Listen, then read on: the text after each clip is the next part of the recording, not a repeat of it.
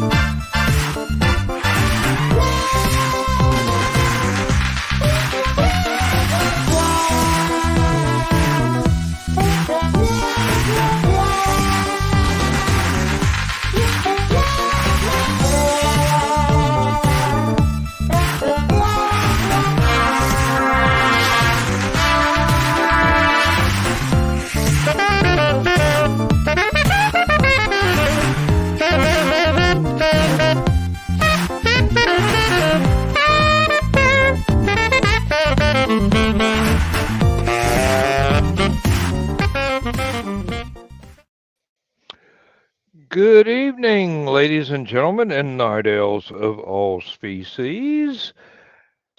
Welcome to Last Man Standing in what is starting the second week of December, third week, I forget. I only count Thursdays because that's when I get paid. Um,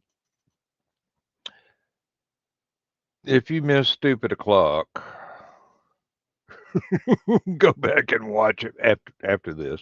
But go back and watch it because it was a sight to behold, and several auditory nerve endings to be here. So one of these days, I'm going to learn the right word for that, but it ain't going to be today. And tonight we've got Rich with us, and we got Aunt Donna with us, and this is.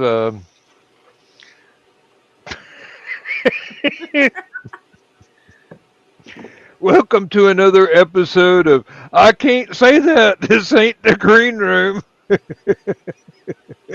I thought we got that all out the other night, last night. Oh no. Um no, last night I pretty much got a reminder that there are things that I can't say even in the green room because I want to keep my friends, and just because I'm a smartass, there's no reason to take the brakes off. So these. There's such things as breaks. Yeah, and one might remind Willow and Keisha that there are such things as rails, but they're not required to stick to them. That's good Ah, because they don't. And what fun it is because they don't. this is true.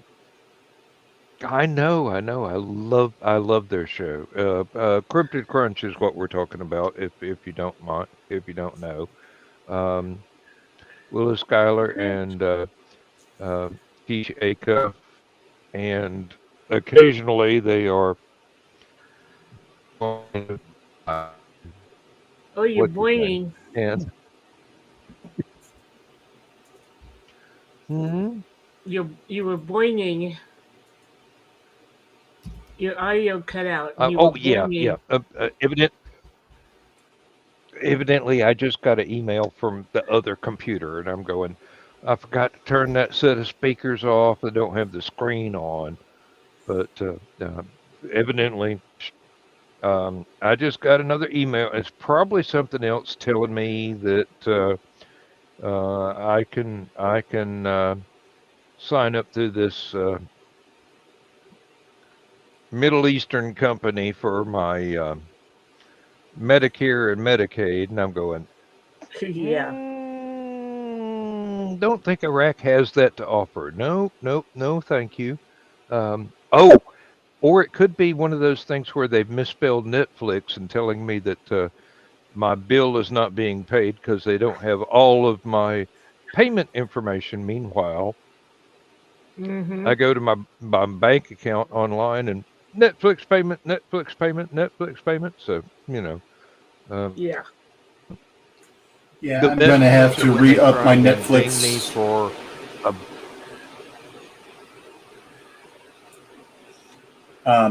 They're oh, getting either a well, Gamera movie or as a I was Gamera series. eh, Sorry. mm, thank you. That is information I need to know. Um, I knew that there was a new movie, but if they're going to do a series, I got to see me a radioactive flying turtle Yeah, I don't know if it's going to be a series or because a I've movie, I've but done run I out of know Ultraman to Gamera. watch. Yeah, so I know they're coming out with something for Gamera. So I saw the trailer for it, just the little teaser, and I'm like, my favorite kaiju. Yeah, feel like an 8-year-old again, don't you? Yeah, Oh, I love those. I've got several of them on the hard drive. They've all been dubbed and re-edited. They're not the full effect thing. And for the purist, I do apologize. Um, I'm really uncomfortable hearing a foreign language in my head through the headphones and reading subtitles in English, which are usually just about as accurate as the dub that gets done. Yeah. Um,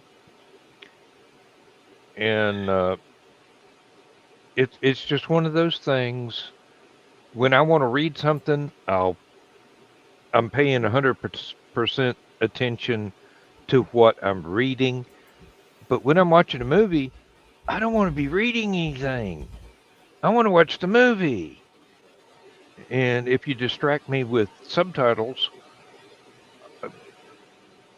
well, Yeah, but Monty Python films not inclusive, I would really miss an awful lot.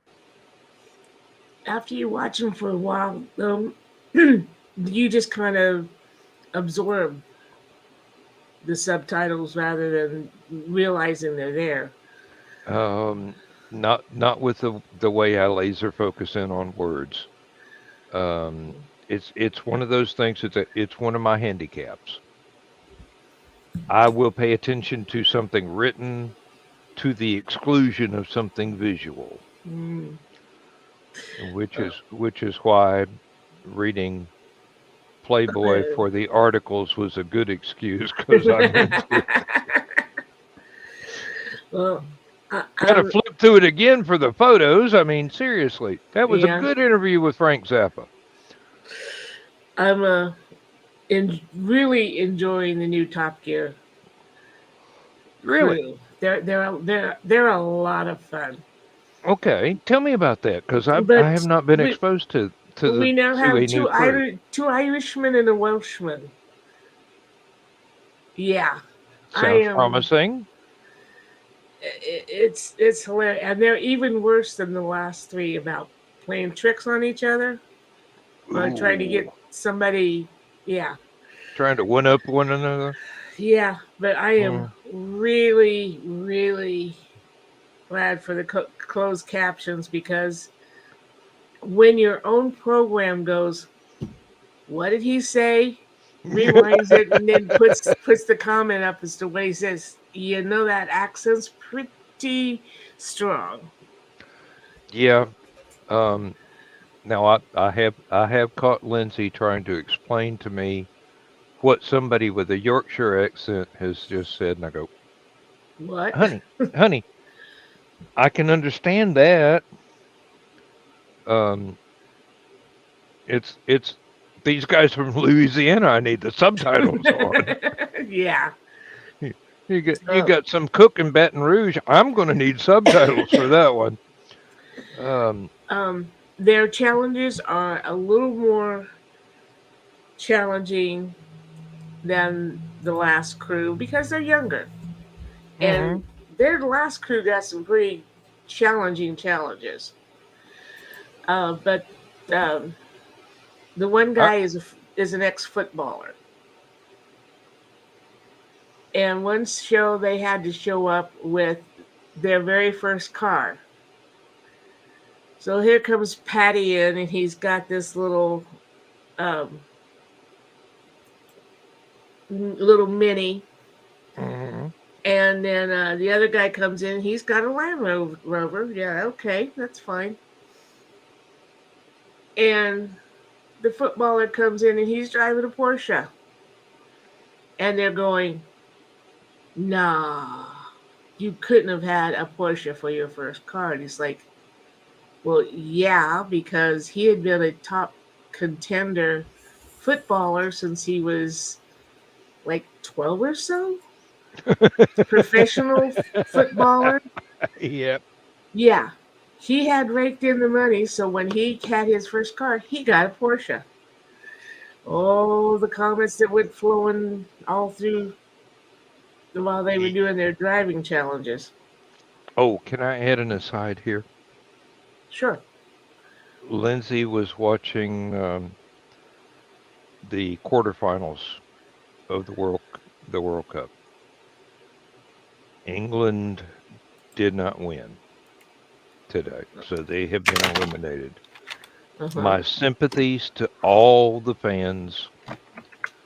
I know the referees were absolutely blind to all the penalty shots that England should have been awarded, and the guy named Harry missed the vital one that they did get right at the end. I'm sorry, you deserve better than that, but the game is the game. Yeah. Well, I don't know if you followed football, but uh, Freddie Flint, Flintoff. Freddie Flintoff was the footballer. I don't follow it.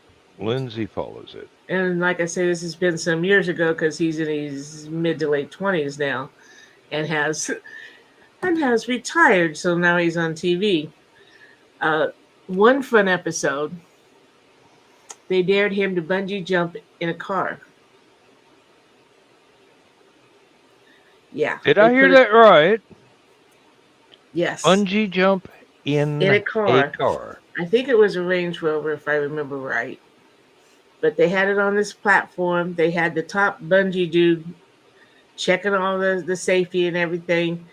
And the last thing he says to Freddie is, keep your hands on the wheel or you won't have any more hands. And of course, they've got this little camera on Freddie, and he's talking to himself and to the camera, and he's like, I think I made a mistake when I accepted this. What was I thinking? I've got a wife and child to go home to, hopefully. Spring. And it's taken a lot of time because this safety dude he's very, very conscious of what could go wrong. He's checking everything, and finally he's like, okay, go ahead and do it. And Freddie, you can see the white knuckles as he grips that handle. And Gonna they drop the platform out from under that car. That was pretty spectacular when watching the car bungee back and forth and him screaming all the way down like a And little all the way girl. up and all the way down again and all the way up again. Yeah. I imagine that steering wheel was a little bit bent when it got through. And when he finished, he says, "Somebody get me out. Me pants are wet." Like, hmm. But yeah. I can imagine. I can imagine. Having done some spectacular things with an automobile before that should not ever be repeated without stringent safety regulations in place. Oh, And I did them by accident. Um, you would not believe a 70 Impala would fly that far under I its would. own power. I would. hmm Hey, yeah, I would. Impalas streets could of do. streets of San Francisco did not have anything on the air that I caught that day, and the suspension was not totaled. It still drove for another 5 years without having to have anything replaced except my underwear. Yeah, I did a number like that with my '78 Oldsmobile, and my father was sure that I just totaled the car. Fortunately, my brother talked him into pulling it out of the field with a tractor with one of them brand new oscillating back ends. Yeah, that's how far back it was. Mm, And after they got it out of the car over the ditch and back on the road, they looked under it. Not a scratch on that tank. hmm I had taken out about 4 wooden fence posts, only that about that big, and I landed pretty far into this field. Not a scratch on it. I had a similar experience with a 72 Caprice. Should have been a station wagon. It was big enough, but it was a two door. And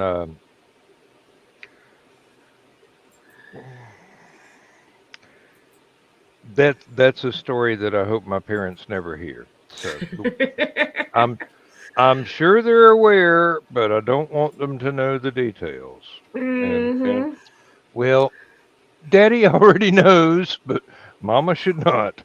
It was a long time ago. I was a young and very irresponsible 20-something-year-old, and I took care of the mess myself. I did not have to call for help or did not need an ambulance or anything else. But man, that was Well, that was that was one of those things. I probably should put it in a book. Otherwise, well, hmm if I were to tell it, nobody'd believe it. They would think I was making it up. So it might as hmm well be in a book somewhere. I'll have to figure out how to add that one. But well, I didn't want to tell my father, so I told my oldest brother, and he narked on me because he couldn't figure out how to get it out of the field either. Fortunately, our other brother had his brilliant idea and saved my car. mm, well, what I can say was rescuing my car involved walking to my parents' house about 2.5 miles away from where the accident occurred, starting a tractor with one of the little screwdrivers you use to set points on an hmm ignition system because I didn't have a tractor key in my pocket, pulling the car out, and then leapfrogging between the car and the tractor every quarter mile or so until I got both home at the same time, and then hoping my parents had not been awakened by the sudden starting of one of the tractors, and my later than normal arrival home with my car.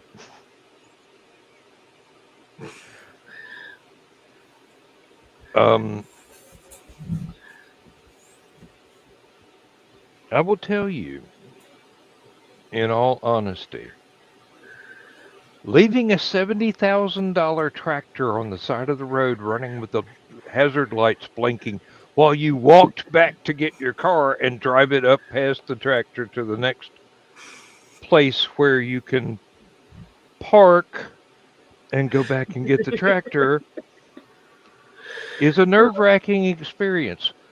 But that was topped by the experience of putting my key in the doorknob very carefully and quietly and opening the door and getting upstairs with no lights on and getting into bed and waking up the next day wondering what the repercussions were going to be. I know Just they knew. I know yeah, they knew. They chose not to say to say anything anything. since you fixed it. Hey, nobody had to pay anything. Insurance didn't need to be called. Wasn't a wrecker involved. Um, I did have to dive into the ditch once walking between the two vehicles when a police car came the other way, and I'm going, this is not going to end well. I won't say I got away with it. I will say I was blessed with the most understanding parents a teenage redneck could have. Well, You were talking about sneaking in the house, and that's where being 9 years younger than your oldest brother came in handy for me because mom didn't think about it and talked about how the one night my brother Dale came home too late and tried to quietly go up the stairs. And she told him next time, nope, nope, didn't make any noise, and that's how she knew. And she made the mistake of saying if he'd have come home and just went up those stairs as usual, would have never thought about it and would have never looked at the clock, nothing. So little sister Donna squirreled that away.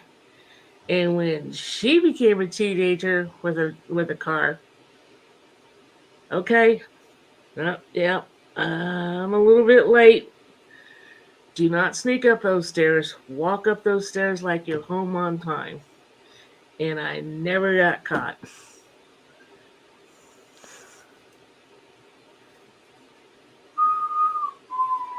that's your story. That's your story, and you're sticking to it. Yep. Um, Never never got got called on coming in too late. never got confronted. Caught is a totally different aspect of being. No, because in that house, their bedroom was right across the hall from my bedroom, and I could like. And I misread Chris's comment and thought that he was talking about the former LSD football coach. That would be an entirely different game right there. That certainly would. Oh wow, look at all the colors. I do So that on Oh, it was Benadryl. 10. my I do that sisters on and I, Benadryl.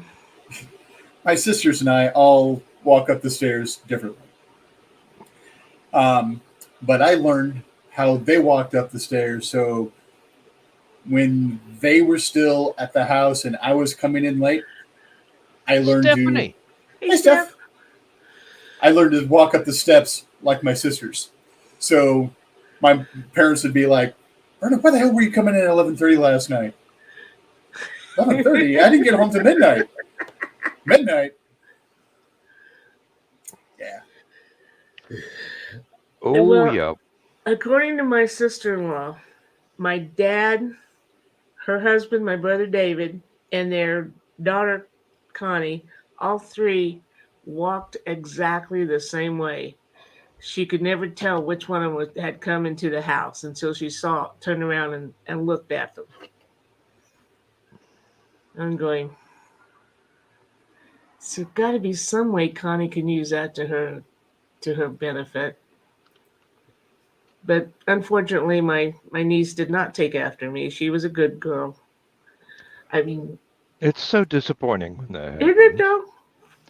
You do your best to train them, to raise them up the right way, and they still turn out to be good girls. Serious. Really? Yeah. Okay. Hope you're feeling better, Stephanie. Yeah, Hope the baby boy is too. definitely.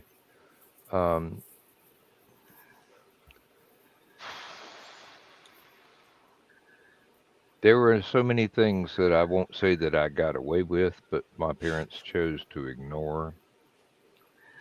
Because basically, I was the oldest. I was supposed to provide a good example.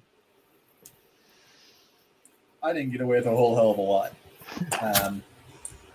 The Yeah, only male, and boys are supposed to be worse than girls, allegedly. And my sister Sheila, they didn't know any better because she was the eldest. My sister Brenda should have been a career criminal. Not that she did a bunch of illegal stuff. She knew how to get away with shit. She's very much outside the box. Me, I didn't get a chance to get away with shit. Well, Stephanie, good to have you with us. That's where being the only girl and the baby of the family, especially with two older brothers who would do anything for me, including cover for me if they had to. And that's one reason why my sister-in-law hates me. The time I got arrested, I couldn't get hold of my folks, so I had to call my brother, and he hunted down my folks and said, "We got to go get sis, and by the way, here's the money for her bail." I bet that went over like a lead balloon. She wasn't fond of me before then, but after that, I think, yeah. But because that was her money. Well, even after they were married, both of my brothers had a tendency to look after sis. Pardon me. Well, that's good because I cared about you. They frickin' worshipped the ground I walked on, which is why I had 2 failed engagements and quite a few relationships by the time I was 25. Suddenly, the guys kept leaving the state for some unknown reason. Beats me. I mean, I don't embarrass had nothing easily. to do with the posse that showed up on their front porch unexpectedly. Oh, you should have seen the look my older brother gave my first fiance when he realized that I had spent the night with him. Yeah. If looks could kill, that Greek would have been dead on the floor. Mm-hmm. And my dad was like, "Yeah, no problem. Girls will be girls." Yep. But I don't embarrass easily. But I was very embarrassed. Fortunately, we had a family-only wedding, Carl and I did. No music because both of us were organists. Who was going to do the music, And the video that my sister-in-law took has a picture of the church clock, and it took exactly 10 minutes and it was over. I'd never heard of this happening before. We turned around. Reverend Chris introduced us, and my family, all 22 of them. And yes, that was immediate family only because I had 7 nieces and nephews, and half of them were already married. Stood up and applauded. And Carl's family, all 5 of them, sitting over there, are going, "What the hell?" And I'm like, "Oh crap!" Yep, they're just so happy that somebody finally took me in.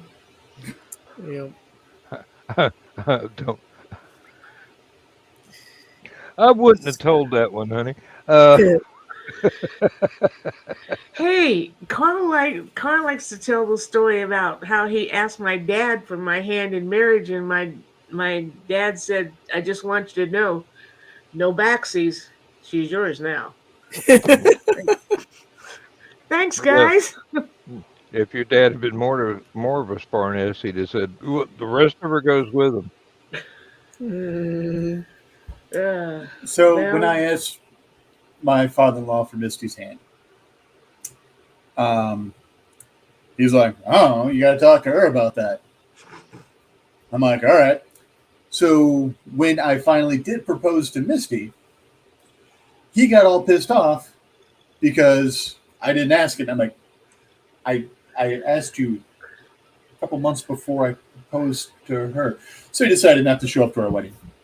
So oh, oh my! Uh, we got lucky.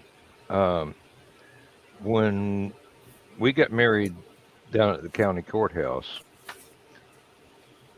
Lindsay's dad was in England, so no way he could be there. I mean, he's in his 80s, so Mm, we got there, and she asked Dad, would he do the honor of giving her away? You could have picked up his smile on radar. I mean, the man practically levitated. He was so proud, and he loved her so much. of course, Um, she was a beautiful bride. I'm sure. oh, mm-hmm. still is. But she and Dad had a connection, a very special connection, and he would go out of his way to take her out in the yard and show her all the things that he and I had done to improve the property, like planting the dogwood trees along the driveway, and he'd show her all his bird feeders, and he'd point out each different bird that came around. He'd name the species and what everybody called it by a common name, and this, that, and the other thing, where he fed them, and fuss about the squirrels that kept getting the bird food, and it just went out of his way. They're good Uh, at it. yeah, just went out of his way to make her feel like she was accepted in the family.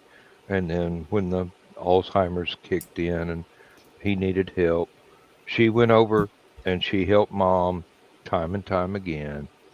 And she said, it's no problem. Just listen to him tell his stories, even though it's the same ones you've heard 1,000 times in the last 6 months. Pay attention, make him feel good. Excuse me. It's just one of those, and this is probably why she was such a good geriatric nurse back before she and I got together. Mm-hmm. And she's often said the hardest thing about being a nurse is trying not to get attached to the patients, Yeah. because sooner or later you know you're going to lose them. Yeah. They're either going to go home to their own family and their own caregivers, or worst comes to worse, and then you're heartbroken either way. And that just speaks to basically the quality of her soul, Yeah. which I've never found fault with and never would.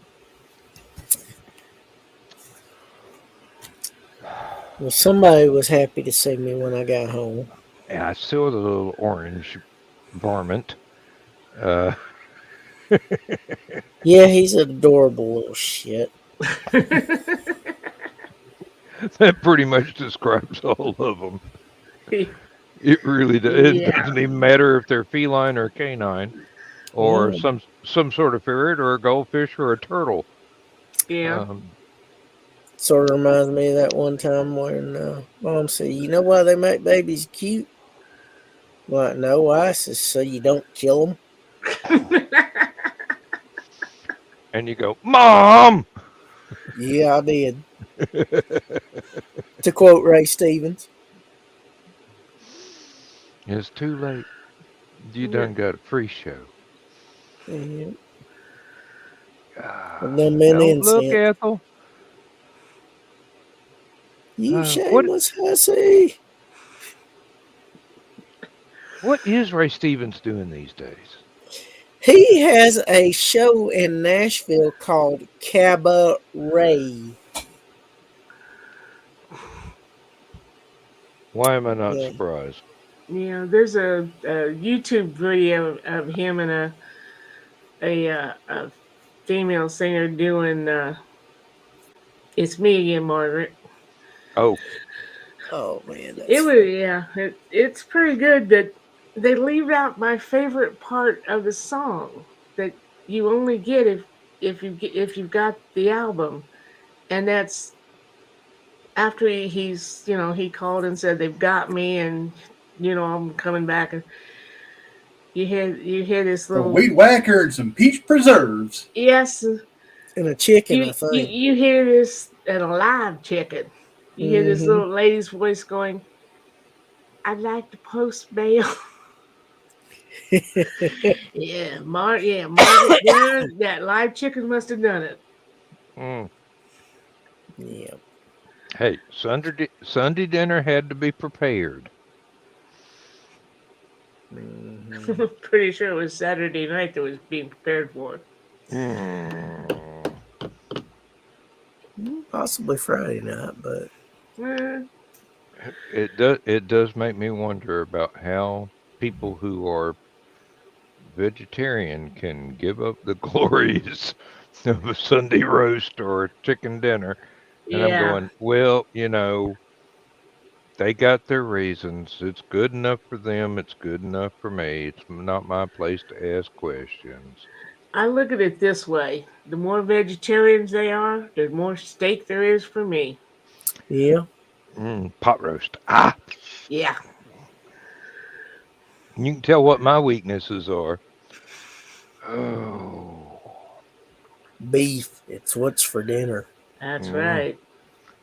I remember the table in my grandmother's kitchen just groaning from the weight of everything put on it. And about a third of it was alive and running around the day before. So, Yep. I don't know why I did, but for some reason when you said that, I was thinking about. I don't know if you saw the movie Up or I don't know if it's Up Periscope or Down Periscope, but had Kelsey Grammer in it. hmm Down Periscope. Yeah, and the cook had all that lard in the pantry. deep fried everything. Uh, Yep. no, at a very young age, I was taken out hunting and fishing, and my cousin set out rabbit traps, and my great uncle would go out hunting, and next door neighbor would You about had enough for your take shrugs. some of the chickens that were running around in the yard and pass them out to the neighborhood. Why I And can let you back down. Oh, Sorry, he's being fussy. when we lived at Bismarck, we had this one old rooster who was mean as can be. And I was crossing the barnyard one time, didn't even know he was anywhere around. And that old rooster horned me on the leg. And that was a big mistake because my German Shepherd got hold of him, shook him up, didn't get him killed. He just taught him a lesson. But mom said, okay, that's Sunday. that Sunday lunch then, because I guess he hurt him enough that he wasn't going to live. But Yeah. you just don't go around horning somebody that's got a protective German Shepherd. No. Nope. Nope. And I pity the fool that breaks in the house while I'm at work, 'cause Kimber will probably go postal Mm. Mm. to protect sh- Lindsay. Seriously. I mean, you're talking about a very young, very big German Shepherd puppy. I mean, Hmm. she's just, her legs are like 4 feet long. She looks like a deer. I mean, seriously. Wow. And when she gets full grown, she'll probably be standing shoulder high on Probably. me. And I'm going, mm, nice doggy. You want another pork chop? He can get to be pretty big. Yep. Yeah. Chelsea was my dog and my mom's dog because we rescued him. When we found him, he was on a chain behind a deserted gas station. No food, no water. Somebody told us, if we wanted a dog, we could go there and get one, and there was no one there. So we just took his chain off, and he just got right in the car and came home. Mm-hmm. One day, one snowy day, mom and dad was out grinding feed, and Pop decided he was going to have a snowball fight with Mom. So they were playing out there, and he grabbed her and threw her in a snowbank. And of course, she squealed like women do. Mm-hmm. And Dad's like, I had never been so glad for insulated coveralls ever, because Chelsea's jaws slapped on his rear end, and it's only the coveralls that kept him from getting skinned. Nope, you do not mess with an overprotective dog Nope. of No. any breed of any size. I don't care if they're a teacup Chihuahua or a Alaskan Malamute. You do no.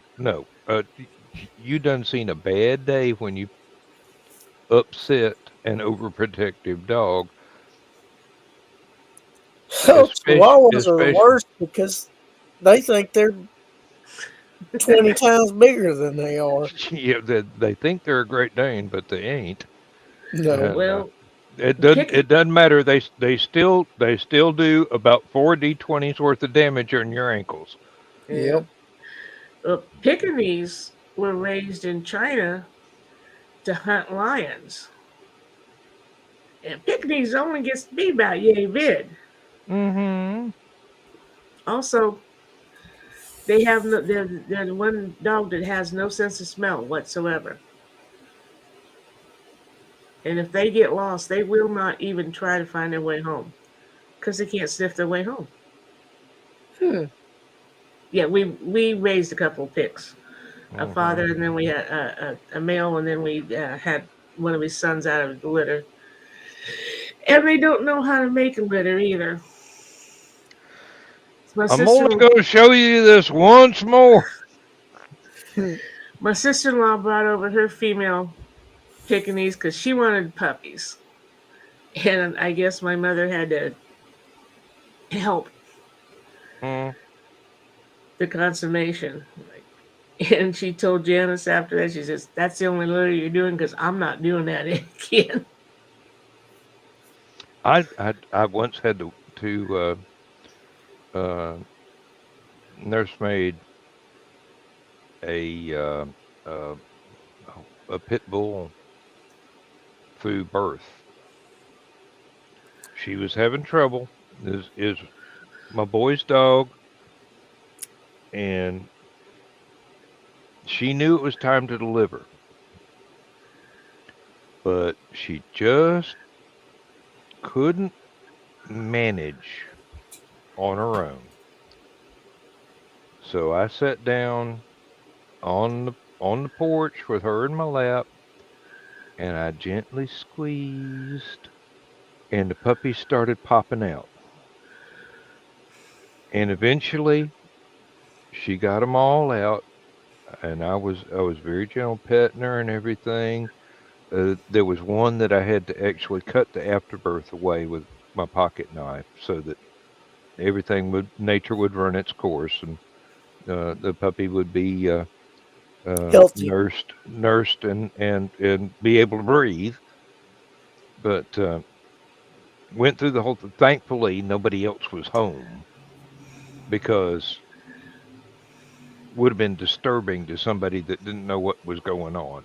Yeah. But you know, I've had a long history of raising lots and lots of different animals, so I knew the procedure. I'd read Robert Heinlein. I knew exactly what to do.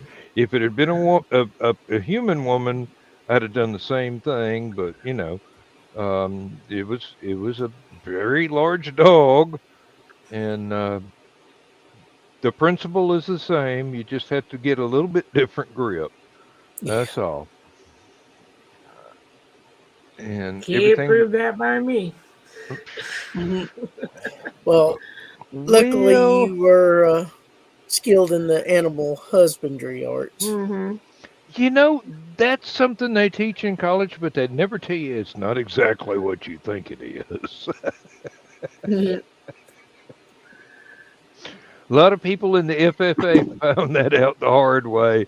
Um, I don't care how much you love your cow. That ain't gonna work, boy. They're Yeah. showing up to the class with a bottle of Merlot and a bouquet of roses. And bossy, Mo. Hey, it's time to slow dance. Settle down. Oh man, you went there. He went there. And it ain't even the green room. Imagine what I get up to there. No, wait, you don't have to. You've witnessed the awesome tastelessness that is my sense of humor. Uh, Or the hashtags that have come out of them. oh, uh, what am I up to now for a single night? 35. Good. Record's 31. Carl read those this morning. He goes, I don't remember those last two. Who said I was? Because you weren't there. You were under the desk, Carl. Yeah. Even for the last hour that he was there, he wasn't there. And he was still talking. That's the thing. Yeah. He will insist on drinking gin, and All the lights were on, But nobody was home. and the sound system too, but nobody was home.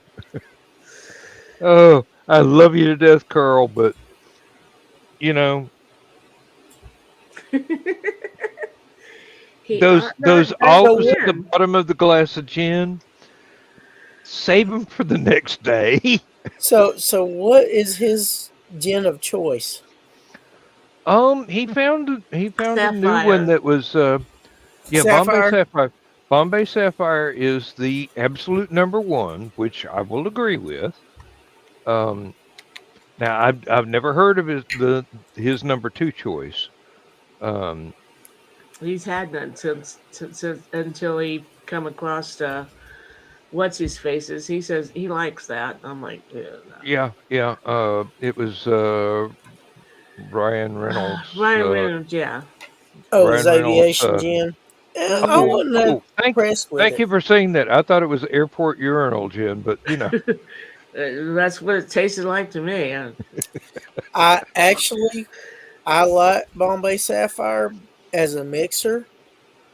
If I'm gonna drink gin straight, I want New Amsterdam. To me, it's the best tasting gin there is. that's He another one I've never usually heard of doesn't before. drink his gin straight. He'll Mhm. put it in Sprite or he'll make a martini out of it, which I'm very grateful for because Yep. considering what he's like when he's mixing it, I'm not sure I want to see him drinking it straight. But Well, last night was a good. recording. No, it wasn't recorded. No. Oh, No, Lord. he that was a martini mix that he made with it. Oh, okay. I didn't know there was any vermouth involved. Um, No, he may have forgotten the vermouth, but he put the other stuff in there. I didn't know there was other stuff that you I put in can't there. remember if I'm thinking about their vodka or their gin, but doesn't Seagram's make a gin as well? Mm-hmm. Yeah, they do, and so do old Mr. Boston and I a don't know thousand about other old Boston. disreputable companies. Um, And where do we keep our gin, children? Locked up. In the freezer. in the freezer, if you're smart. The same place I keep my Irish Mist. Ooh, Irish Mist when it's been a week in the freezer. Well, I don't know, but that banana pudding moonshine was pretty good. It's a good thing that I only poured out one helping of it and put the rest in the fridge before I came upstairs because that quart jar would have been gone last night. Mm-hmm. And you would have fallen down the stairs going after the other half of the quart if you'd tried it. Yeah. I'll tell Well, you one I like in the freezer is Johnny Walker Red. Now that's the I do not drink things like that straight, so I wouldn't have that experience. Now it's only recently that I have actually gone for a liquor of any kind without a mixer. Now, Statesman convinced me that was a good idea in moderation. Unfortunately, I'm incapable of moderation, so um, yeah. You're Kraken welcome, Dan. convinced me that moderation is a good idea. You should learn a new skill. Yeah. You're welcome, Dan. Oh man. Um, I No, introduced him to that one. yes, you did. Carl used to listen to a podcast called The Real Happy Hour. And it was a couple of friends, very, very talented friends, musicians, um, who would get together once in a while. I mean, it wasn't even regular. And they would have a different drink mix. This is we're going to mix this drink tonight and see what it tastes like. And they do that, and then they talk about just anything. Sometimes they would have um, weather reports on this lake so that you knew when to go fishing. I mean, it all made up stuff that they would all do, and that's what led to the drunken rant that Carl started, and then I got into, and that's what led to the green room. But that's where we learned every once in a while. Kurt would go, and where do we keep our gin, children? And the answer was in the freezer. That's where Carl learned that little trick. Yeah, it's real hard to drink a cedar tree if it's not real cold. Yeah. And I know in the green room I said hemlock, but then I realized no, that's the wrong stuff. It just tastes like hemlock to some of us. Or yeah, or the day after you wish it was. Yeah, he was groggy most of the days. I just can't figure out. I got a good 7 hours sleep. No, you got a good 7 hours passed out. You didn't get any sleep. That was a detox, dude. Oh, And he you had a nap there about 3 o'clock. He should have been able to stay up tonight. I will repeat what I said last week. Lightweight. he just needed a steam bath and probably a good masseuse. But that's he just does that's not just to like. make sure that you go to sleep. He does not like to be massaged. Really, Really, that's surprising. he does But not. He does not like to be touched that way. that's not surprising. Yep. He will give me a massage at the drop of the hat, but I'm like, here, let me return the favor. And he's like, no, oh, no, don't touch me. Okay, what if I do this? Okay, we'll do that. That'll relax him. Notice how carefully I'm not asking any questions. 35 years, people. How many? 24/7.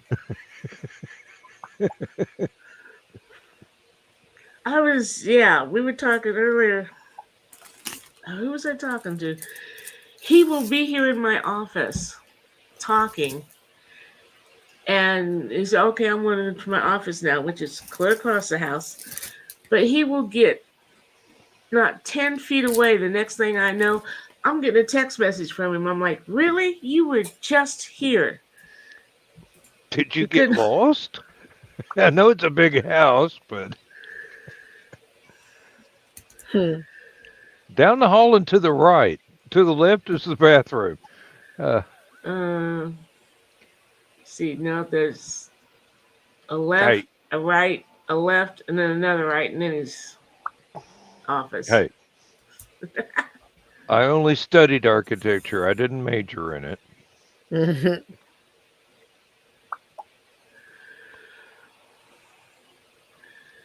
Yeah. Oh, imagine if I had. Almost Imagine had if a I double had. moon. I could probably draw blueprints for a house that was a tesseract. You go from one room into another room, go through the same door. You're in another room you've never seen before. Fifth dimensional architecture here.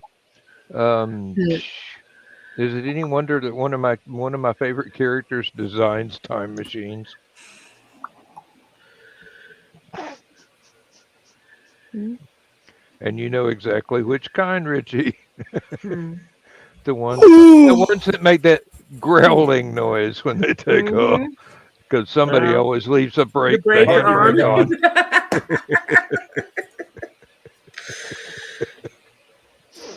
But I like the noise. Turner Blue River.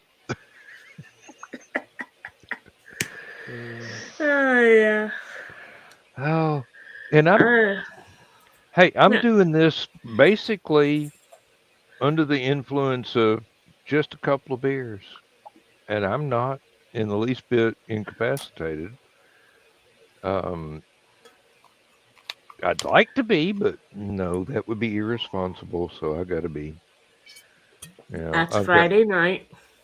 Hey, I've got to take care of the dog while Lindsay's at church. So yeah. And then I've got to go to work Monday morning and go, oh no, not again. 12 months. Yeah. And 2 or 3 weeks. Yep. And I guarantee you 17 years and 6 months.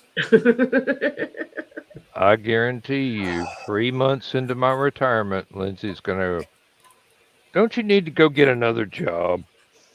Not and because that's if we they need don't money. move the goalpost on me. Yeah. Well, see, it's you're not right. because we will need the money. It's because, can you just buy a boat, go fishing? You know? I was going to say, your writing's going to take care of that because you'll be sequestered in your office a lot, right? God, like I'm not already. No, she's posted comments on Facebook. When she thinks it's time for me to eat, she'll take a big stick and a sandwich and poke it in the door and go, "Here, honey." That's funny. She's learned how to be a writer's spouse already. I mean, seriously. See, I don't have to worry about that. That's the cat's job. Dad, it's lunchtime, Dad. Then they come after me. Mom, Dad's not moving. It's lunchtime. Feed me, Seymour. Of course, they're Feed me natural all night carnivores. long. Mm-hmm. They're going to find whoever's going to feed them, and then they'll love you forever until the next time when they need something more food. Mm-hmm. Exactly. Yeah. Yeah. And I said, this time we do not feed the cats at the table. If you want to feed them scraps, you're going to have to take it into the kitchen. And that has lasted almost a year. But then charcoal came inside. Oh. And charcoal will sit beside you until you put something down. Calvin is, we're going to go put some in my dish? Yeah, I like that. Only you don't put the scraps in the dish. You put it on the floor. The dish is for the kitty cat food. The floor is for the human food. Which is another reason to put it in on the linoleum. I would at least use a paper plate so I don't have to mop the kitchen floor. Hey, he does that, so I'm like, whatever, dude. Okay. Back when we were still in the house, just made myself breakfast. I had a piece of toast left over, sitting at the laptop in the front room because that's where our computers were set up. And I'm sitting there, and then all of a sudden, I see my toast get snatched off my table, and Barry's sitting there. I'm like, no, dude. So I snatched it from him, ripped it in half, and put it in the dog's dish. I'm like, if you steal it, you're not getting it. If you would have waited a little bit, I might have given you some, dude. Lindsay cut herself some of the ham that we got from the honey baked ham thing through work. But then she had to go to the bathroom. Uh-oh. She came back. Kimber had gotten up, paused up on the counter, and ate everything Lindsay had on the plate for herself. Oh, Lord. And I'm going, the microwave has a door. The dog hasn't figured out how to do that yet. Yet. Yeah. Yeah. And it's like, you would think that England had just lost like 3 easy shots in a row in a game. Now Lindsay's not prone to shouting about things. This I can understand. This was a shoutable occasion. Indeed. On Sundays, Carl will go for the scavenger hunt, and he always picks up a 4-pack of muffins. And we'll have 2 together when he gets home. And you always, cut them in half, put a little butter on them, warm them in the microwave just a little bit. Mm-hmm. Of course, the cats love butter. But they do love the muffin itself from the inside piece. Not the crust, but the soft part. The soft part, yes. Plus, Charco likes a bit of the, if it's blueberry muffin, she wants a bit of that blueberry.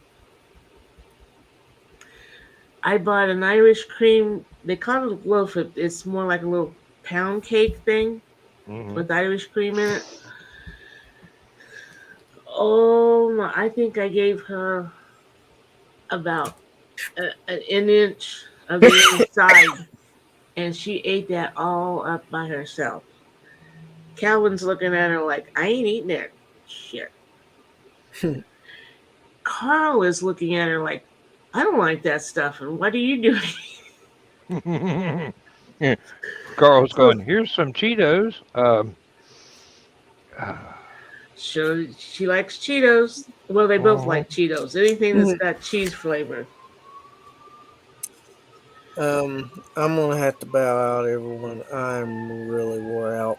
It's been a Hey, long day. you had a successful party tonight. That's Good. understandable. Yep. Um, We were glad to have and you for a little bit. yeah, I wanted to come on. I had uh, get a bit of stuff to finish up on, and since I didn't get in bed till 4 a.m. Friday night slash Saturday morning, and I Huh. didn't get going till about 10 a.m. this morning. I'm starting to feel it all. Sleep well. Yep, I hope y'all have a good night. I'm glad I got to hang out with y'all for a little bit. We're Have a very great one. glad to have you. All right, well, until next time, we'll see you later. Bye bye. All right, Chris. Good night. And go good, guys. We'll try, although that is foreign territory for us. That was in reference to the bedtime story. Ah. Mm-hmm. Donna caught it. Mm-hmm.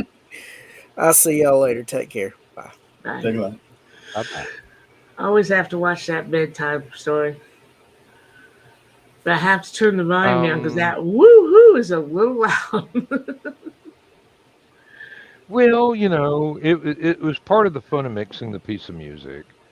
Um, and there are so few things that I can use that actually are vocals, because the program comes with lots of vocals, and I've listened to them, and I go, not on your life. Uh, one of the best ones sounds like a, a choir, not singing words, just singing notes. Mm-hmm. I love that. I really do.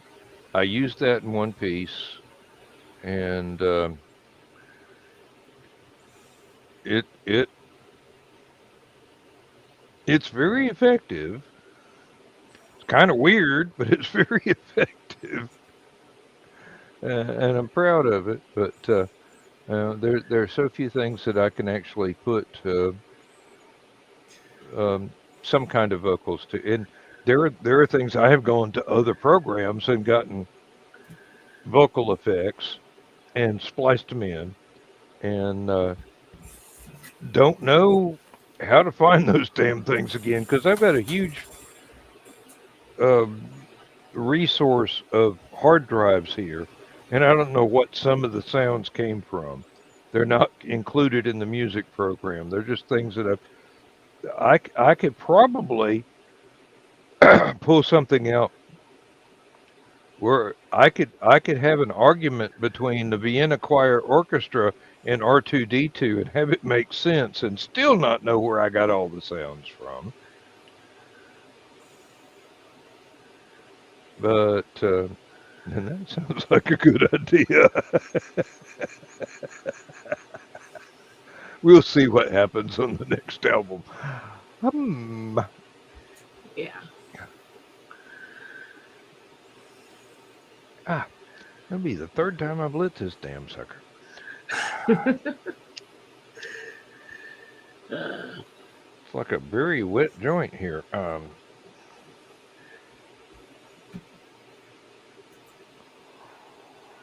I miss the 70s. Yeah.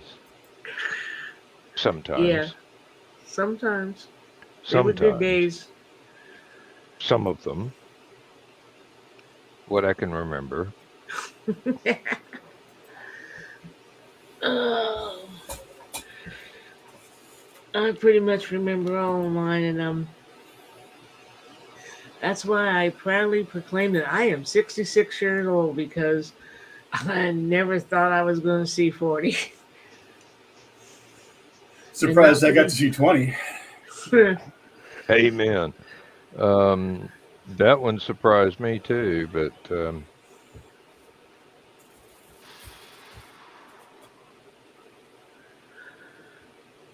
given the well, time that I turned 20, I thought, wait a minute, wasn't there supposed to be a nuclear war about now? Mm. What am I going to do with all this copper and stuff to make a still? I mean, seriously, I've got all this stuff. Well, one of these days, we'll see. Yeah, you'll figure out something. Hmm. And it ain't going to be plumbing. Ah. we got Well, a we've got a new medical center going up in Danville now. Big thing. Running a little bit behind schedule because despite not having stairs or elevators in, somebody was stealing all the copper works that they were storing on the third and fourth floors. So they'd have to wait, order more and wait for that to come in and then try to go ahead and work. I don't know if they ever figured out who did it. Had to be an inside job to be able mhm. to get up there and get it and know that it was there. But Yep, knowing it was there to get is a big clue because hey, if you're not supposed to have access to something, you gonna climb all those stairs because the elevator don't work just to look around? like I said, didn't have stairs in yet either. Oh, Yeah, that was the big thing. Not, they had to have been using some of that machinery to get that down. So they haven't. They never have said whether they found out who did it, but the building's finally pretty much up and secured and moving along apace now. I'm not going to be too happy about it because they say when they open that one, that's that's going to be my clinic. They say everything's going to be moved down there.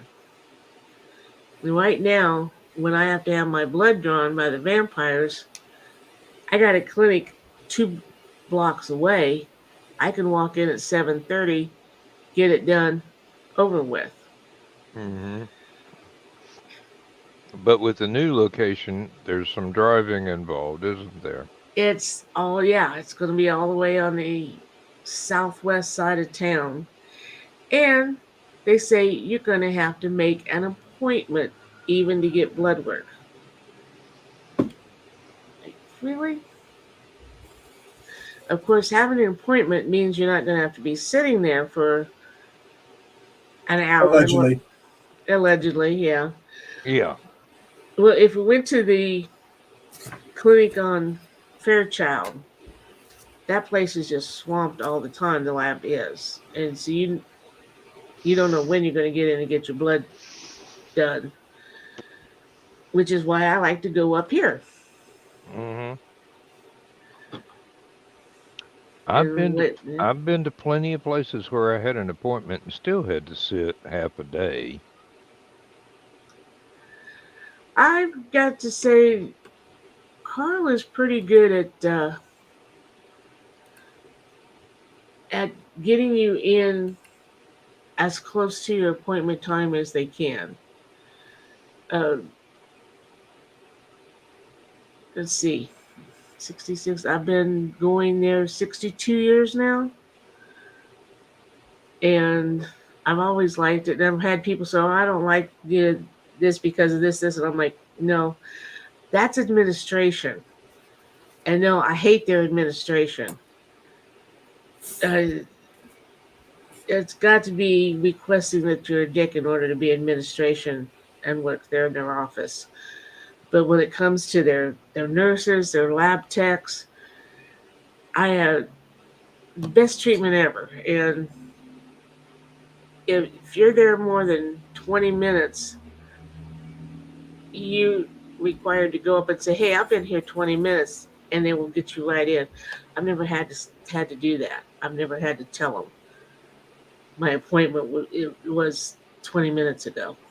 Hmm. And a lot of times I've gotten there, and because, yeah, I'm that person who's going to show up half an hour before time, and I've gotten in early. So I just don't look forward to having to make an appointment and drive over there just for blood work. But that's the way it's going to be, I guess. Yeah, there's some things you can't do anything about. Um,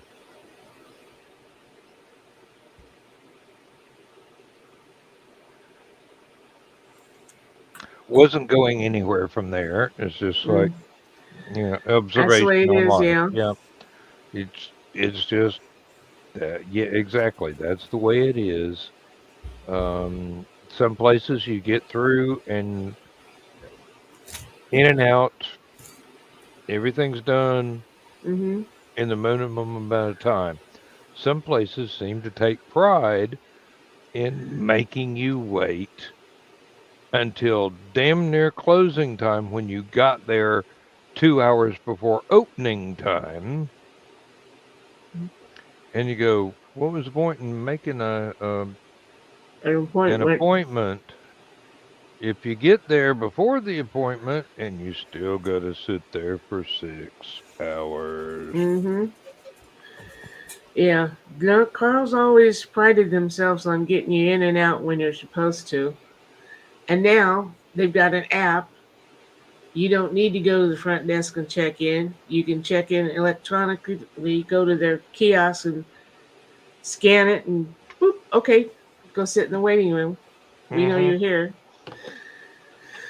So there's a lot of good things going on.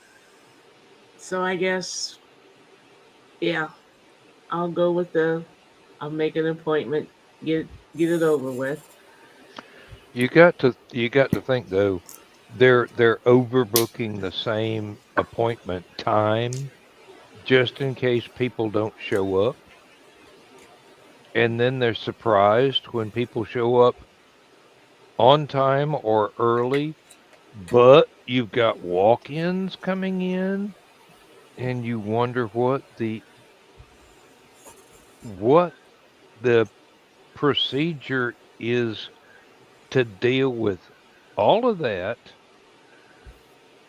when you got people that were supposed to or been thinking then arrived with the thought in their head, this is when I get seen, it'll be over with quickly, but it isn't. So Carl Misty, Carl handles that by saying you walk in, you go to this part of the clinic, that's walk-ins, and we don't know when we'll get to you. We'll get to you as soon as When we there's an can. opening. But if you've got an appointment, you go to the appointment part, and like I say, you get in. I usually get in earlier than my appointment. so Misty works for an urgent care doing CSR work. So she basically is the person checking people in and stuff like that. They're a walk-in clinic only, but the hospital system has something called In Quicker, which is supposed to let people pre-register so that they can get to the urgent care and be able to walk in. It's like they're like we don't do that. We don't know if people are actually going to show up because there's so many people that will put in for the In Quicker and then they'll never show up. So Mm-hmm. it's they're walk-in only. People get pissed off at her all the time because they'll call up. So what's the wait time like? She's like, I can't tell you that. Not that they're technically not allowed to, but the fact that They don't know. it might be a completely empty, waiting room right now, but in 5 minutes it could be a single mom of five with five kids with the flu coming in. So Mm-hmm. you know, right now we could probably get you in pretty quick, but I can't guarantee that by the time you get here, we're not going to have a full waiting room. Mm-hmm. I've had to go to the walk-in a couple times, and I don't think I've ever waited more than 20 minutes to see somebody, which, yeah, Carl prides himself at getting us in and out. Mm. And you know that after the plague, a lot of hospitals and clinics have lost people to the plague. Mm-hmm. And that they keep up pretty well on their personnel. So I sit here and I listen to you guys talk about your problems with your doctors, and I'm going, I love my doctor and my my system, because 60 It some works. years, yeah, 60 some years, and they've changed their ways a little, they've updated them, they've welcomed the electronic world, but they still, we get our people in and out. And if you have to take a little longer with your thing, they will sit there and make sure all your questions are answered. Everything, before you leave, do you understand everything? Are there any other questions? Is there any other problem that we need to address? Um, yeah. Yeah, my GP is like that. I love my GP.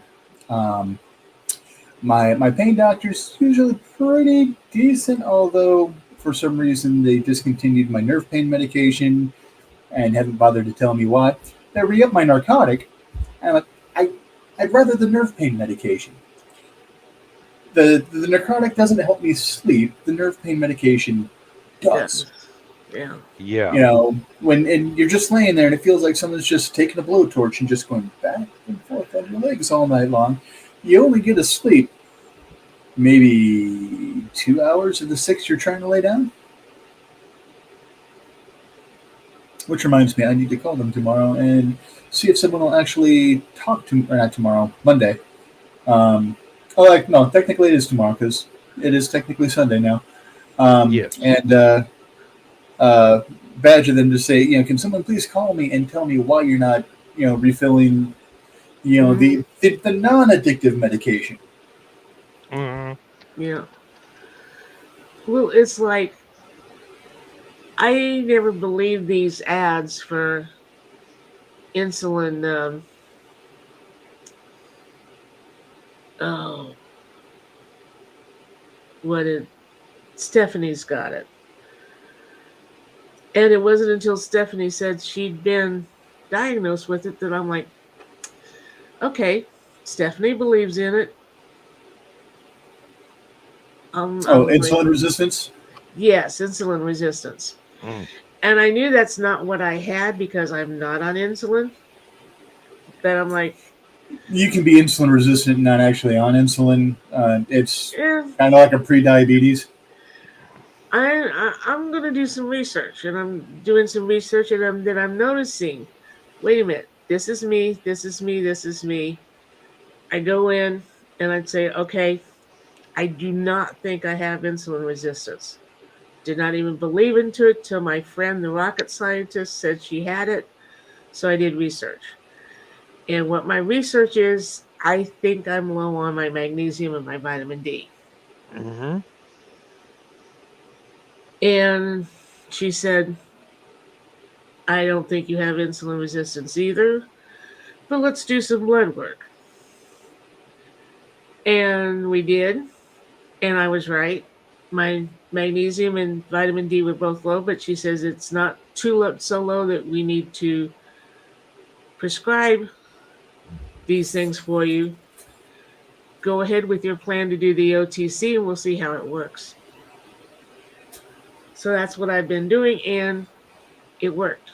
So when I go back to see her in a month or so for my biannual checkup, she's going to be very happy that I was right and we were right.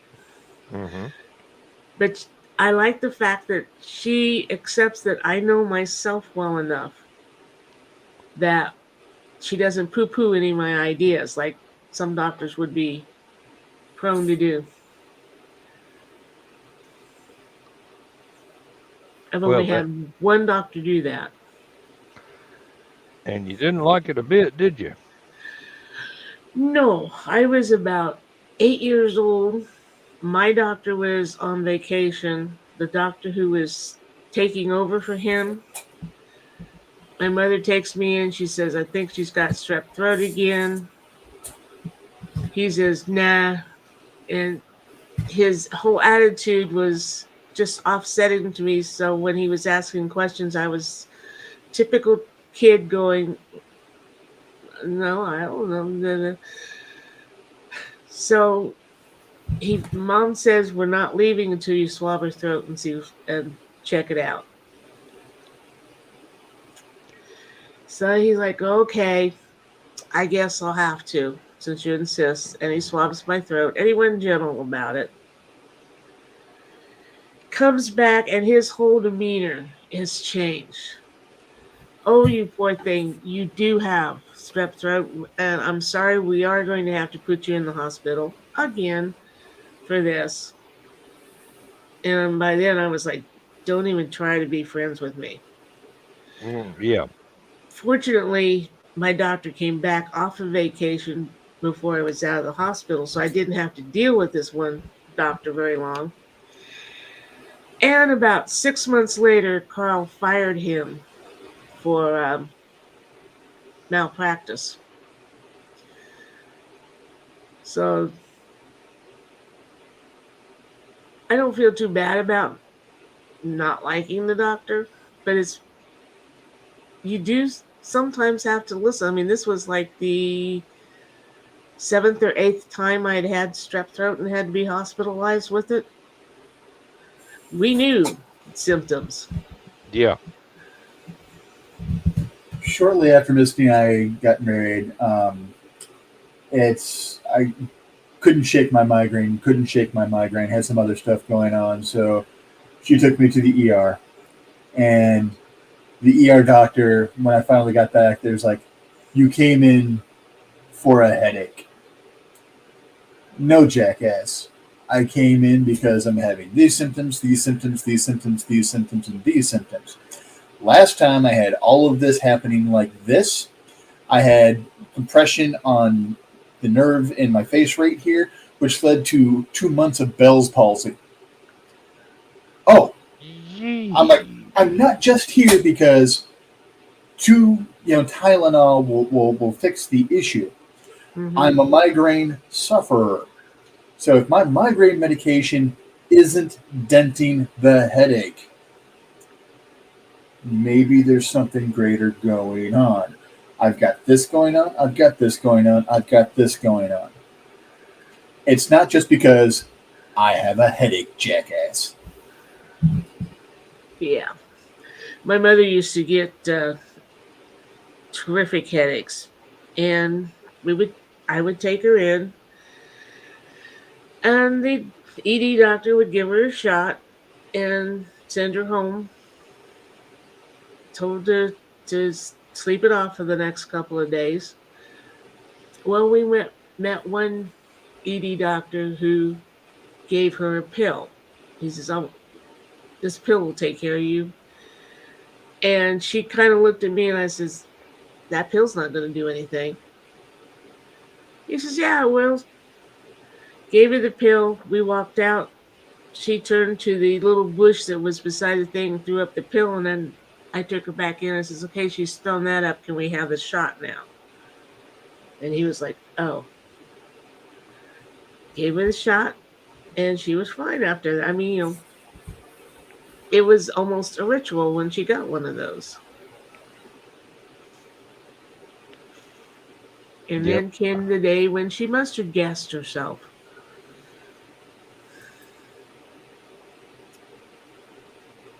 She was cleaning for Thanksgiving and ran out of cleaner when she was cleaning the bathtub, and turned around and got the toilet cleaner and put it in.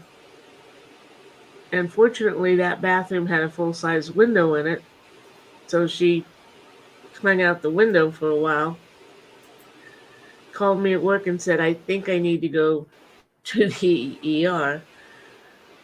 So I came home from Danville, took her over to Champaign, which meant At Rossville, we were 15 miles from Danville and almost 50 miles from Champaign-Urbana, where Carl was back then, the only Carl. And took her to the ED, and they fixed her up, and he's like, next time, please don't mix these two things, because that's basically what they used to make mustard gas back in World War II. Mm-hmm. Like, I came home from work one day, and my second wife had been cleaning the stove top, not the oven. And she thought, hey, I'll use this ammonia-based cleaner, and that worked fairly well. And she had the bright idea she was going to go get the bleach and add to it. I got home from work. She was stumbling around, and I immediately opened all the doors and windows and turned the attic fan on because I could smell the chlorine when I walked in the door. yeah. And I go, don't ever do that again. Don't mix different cleaners. If you run out of something, stop. Call me at work. Tell me to pick up some more of what you were using the first time. Don't add something else to it. She listened, but only because she'd made herself sick. Mm-hmm. Now, if she'd been living alone and did that, the She'd doors been and done windows for. would have been closed, and I don't know what would have happened. But making basically chlorine gas in an enclosed environment is generally a bad idea. It's one of those things that has been proved time and time again is not something you ever want to do either on purpose or by accident. It's altogether too easy to do amateur chemistry without knowing what you're doing. And never, ever, ever mix an ammonia-based cleaner with a Clorox or chlorine-based cleaner, because you're going to wind up with some nasty stuff floating around in the air, and it's going to get stronger the more you mix together. I don't care how clean the stove gets. Mm-hmm. Eventually, you're going to fall down, and you may not get back up again. Ever. Yeah, things eating away the lungs, not the best way to go out. Yeah. Mm-hmm. Now, just because that had a happy ending was just because I came home from work at the right time. Could have been much, much worse. Yeah. Well, that's like this. This has been a larger room that they cut in half and added the bathroom to, so it had a regular sized window in it. Mm-hmm. A space that small, if that window hadn't have been there, I'd have been coming home to a very unhappy situation. Yep. But she was smart enough to go to the window and open it, and she pushed the screen out so she could stick her head totally out the window. Screen in that window came out real easy because I use that quite often to get out of the house sometimes. It had been loosened up a bit. Just a bit. All right, I'm starting to nod here. So I'm going to tap out. Thanks for having me as always. Oh, we're glad to Good have seeing you, you, Richie. Really. Anytime is a good time. And I'm looking forward to next Hallowcon when we get to meet you in person. Yes. I can't wait. And I promise you, I'm much shorter in person than I am on the screen. He is just the right height. Well, we shall not explore that statement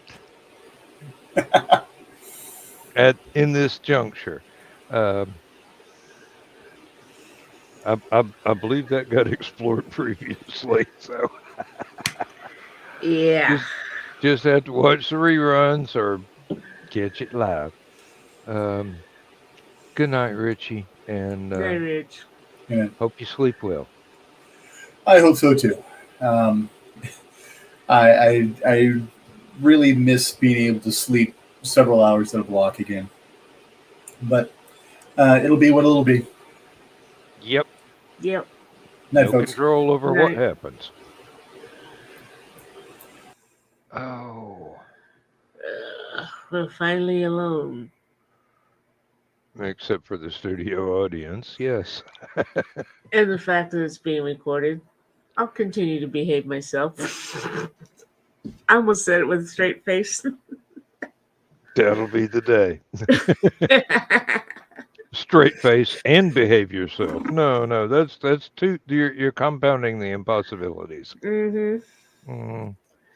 Yeah. Yeah. My mom always said I was just like my pop. My pop always said I was just like my mom. I'm like, well, you both raised me. Mm-hmm. I've had my mom and my wife say I'm just like my dad, and I take that as a high compliment. Yep.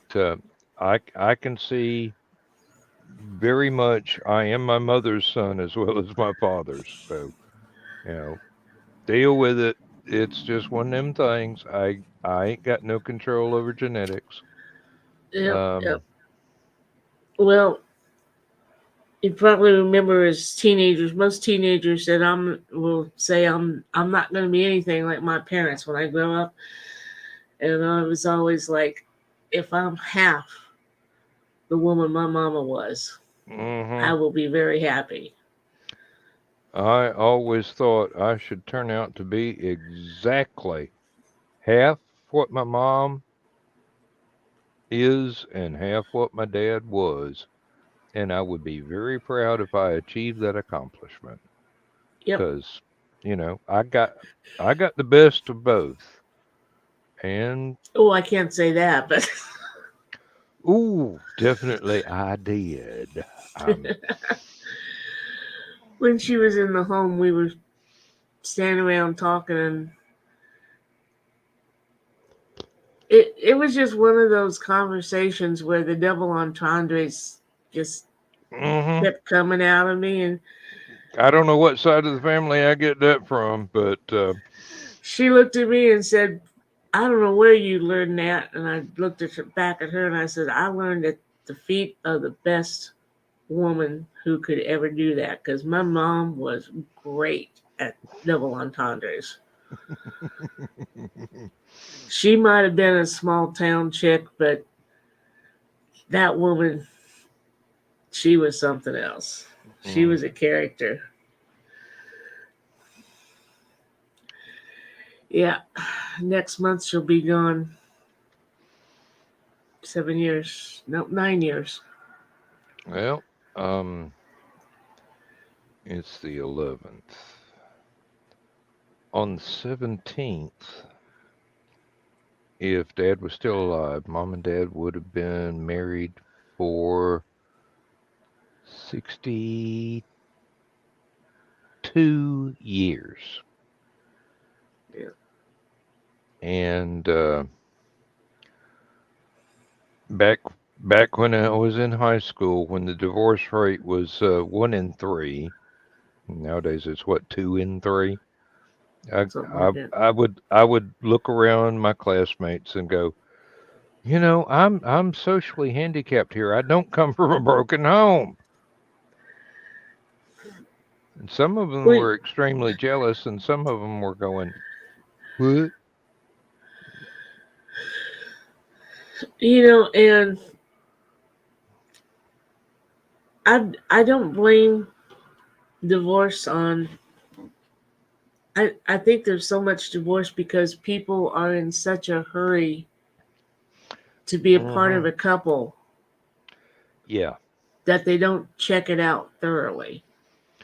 yeah. I can readily admit that I was in a big hurry to find my forever wife, and I screwed up so many relationships trying to get that when it was not going to be. Hmm. And I made a lot of mistakes. I made a lot of mistakes. I was not who I am now, and I was not really who I could have been then. Very immature, Hmm. very insecure, very needy. But you know, I really wish it was possible to apologize to all the ladies I knew before I was old enough to be, well, anywhere near what I am now. But I really probably caused them some um, heartache, and I really was a total jerk sometimes, and I'm ashamed of that. And I hope I made up for it with everything that's been imparted to me through the years. But You have. I made mistakes, and I will readily admit them. We all Um, do. I mean, yeah, I had two failed engagements by the time I was 25. Shoot, by the time I was 21, really, because I tried to hurry, but I was fortunate enough to realize before taking that last step that no, this isn't going to work out. it always got rubbed in my face that it wasn't going to work out until finally got to the point to where it was. Hmm. And yeah, I learned a little bit, maybe not as much as I should have each time that it didn't succeed. But you know, um, Let's see. everyone matures on their own schedule, and mine was a little slower than most people. Um, I'm 66, so my brother Dale would have been 77 about 3 days ago, which means my parents would have celebrated their 77th last March.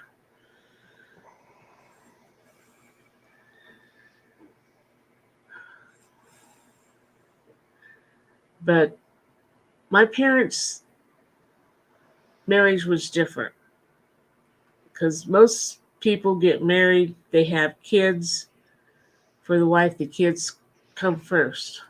mm, That was never the case. My dad came first, and then it was us kids, and then her with her. And I sat back all those years and went watching this. We never resented it because I mean, he had heart problems. He wasn't supposed to live past 25.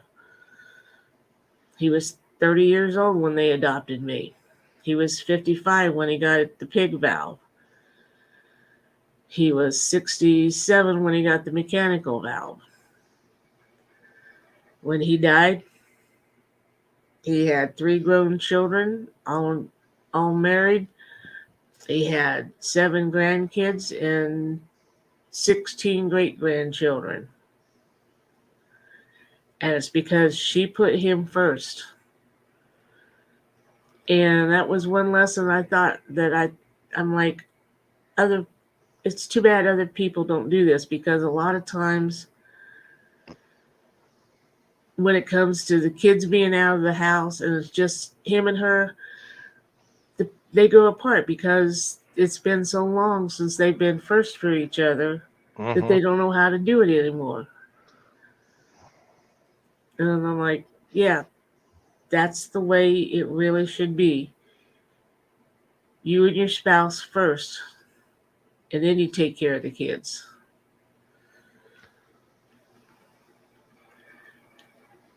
I And would agree. I really, really think if society didn't push us to find somebody right away, Yeah. It's like you're still stuck in the 1400s when people are supposed to get married at 8 years old and have their mm-hmm. entire family before they ever turn 16 because they're going to be dead at 22. Yep. Times change, civilizations change, health gets better, Mm-hmm. life expectancy goes up, especially when medical knowledge increases. And It's, it's not like back then when you married the girl next door because you knew her all her life. yeah, You're meeting strangers now. You've got to take the time to know them. amen. I watch a lot of those true crime stories. Dead by morning, buried in the backyard. 9 times out of 10, when it's a spouse who's killed the other spouse, you find out they've met and married within weeks. They don't take the time to become friends. Well, and on the other hand, sometimes that works really well. Well, A lot of times it doesn't, but sometimes it works really well. Um, Lindsay and I knew each other through the internet for 10 years before we ever developed a long distance telephone romance. mm-hmm. And then for about 6 months after that, before we ever saw each other in the flesh. Yeah. And And I then did there's I did my damnedest to give her an out every step of the way. And so far, she hasn't felt it necessary to take that out. And I flatter myself that by this time, well, I mean, we've been married for 16 and 17 years now. I don't think she's going to need it. But I've left that door open in case she decides she does.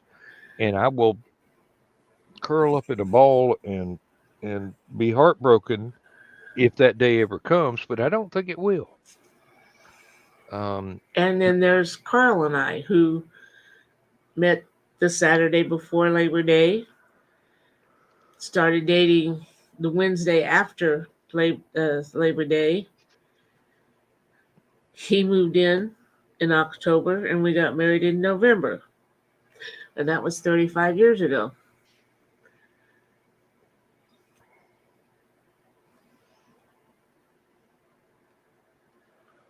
sometimes And I the tell my lightning, kids, don't do what Aunt Donna did.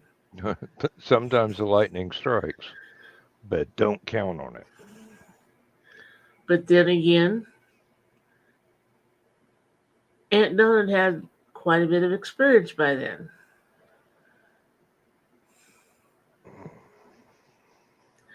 I was bound and determined I was going to be the female Napoleon Solo when it came to men. And then I was going to find myself an older man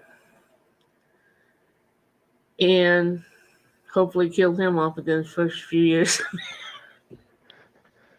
Within 5 episodes. And then Uh, lived nicely off the, you know, with the pool boy. But then come this younger man in the bar hitting on my best friend. Told her throw later, yourself under the bus on that one. Yep. The bus stuck. It worked out marvelously, didn't it? Yeah. It really gives you pause to go, well, you know, some things are meant to be. And you go, what do you mean meant to be? What about the last 20 years? I don't have any answer for that. There's no magic 8 ball to give you answers. All I know is when the lightning strikes, seize it with both hands and hang on for all you're worth. Yep. Well, I did.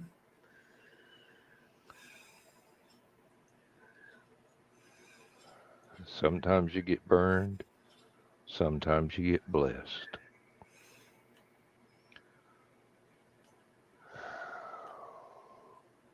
I was continually blessed, but women in my life previously might consider that they got burned. And yeah, I can make jokes about it now, but it was a serious thing, and I do feel like you know, if I had only matured a little bit faster, I wouldn't have been such a jerk. And but then again, I wouldn't have the love of my life now. Yeah.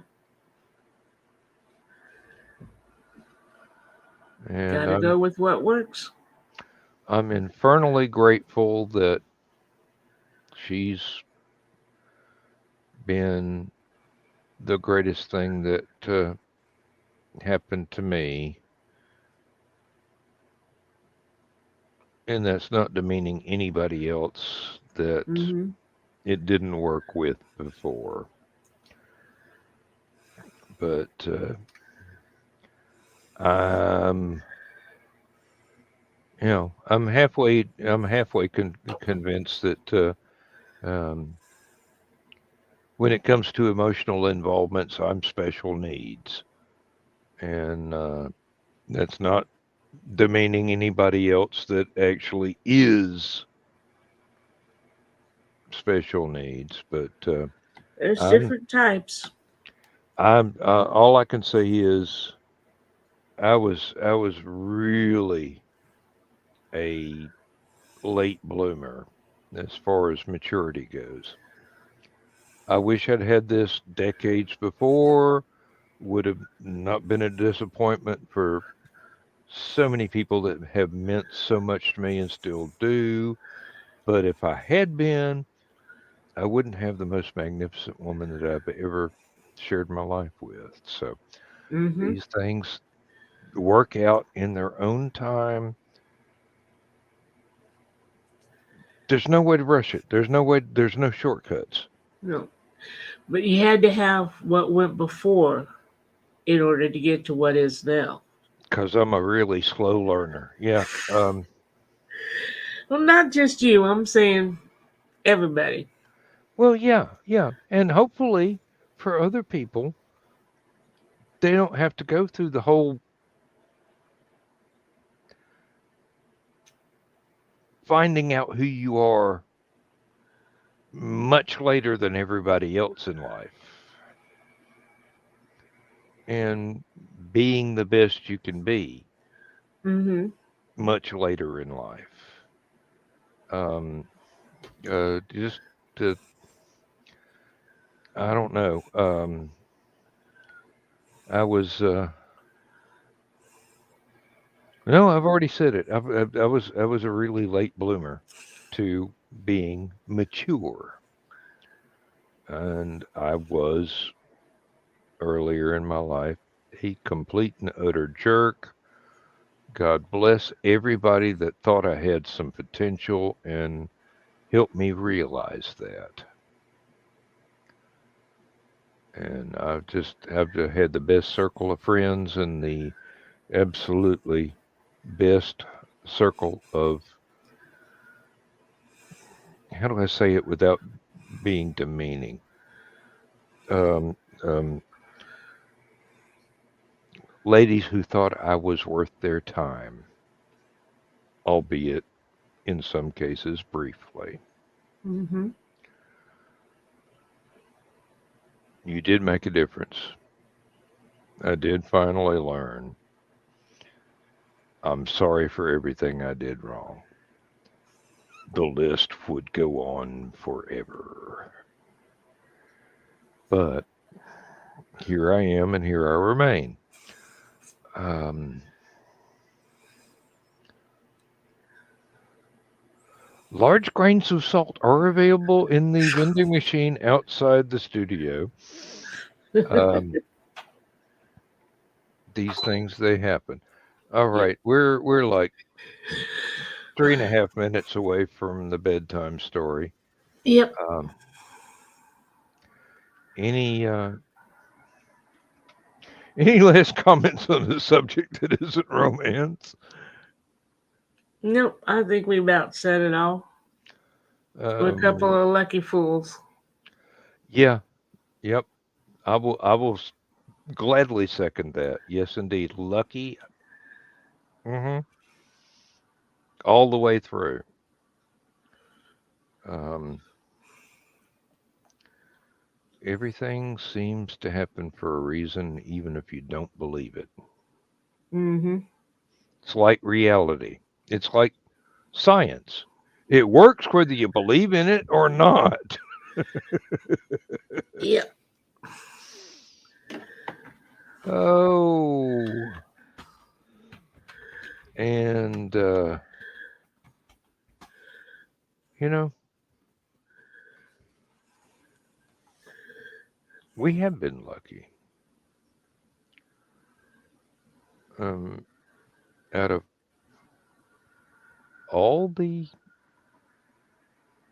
Out of all the times to be alive,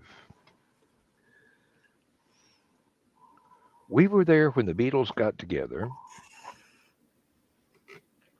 Elvis. when Elvis, Led Zeppelin, Frank Zappa, all the greatest music that you could ever think of, and I didn't cover 100th of the stuff that I like. Yep. In all the social changes that we have seen, from really despicable stuff in the past to, hey, we're getting there, but it's taken a while. I'm sorry, but we're still trying. Yeah. And everything is always in flux. Nothing is ever set in concrete. Yep. Times change, civilizations evolve, some of them decay and fall away. Um, Politics is always run by crooks. Um, Unfortunately. yeah, well, that's the curse of it. Well, Um, empires rise and they fall. yep. And if you're lucky, you get to see the next one come up and go, can we try a little bit harder on this stuff this time? Yeah. And just let your voice be heard. Be, be the change you want to see in the world. Um, you see something that you think is unjust, work to change it. Mm-hmm. And if the system's screwed up, work to change the system. It can be done. Yeah. Ain't gonna be quick, but it can be done. I have a shirt that says "Stand up for what you believe, even if you stand alone." And yes, that does make a difference. Mm-hmm. Ladies and gentlemen, it is time for the bedtime story. Good night, Donna. Sleep Good night, well. Dan. You too. See you in my dreams. You You silver-tongued devil, you. Yes, I know what you're thinking. Oh, I love you, sweetie. Night, night. Good night. Love you too. Transmission overload. System will shut down.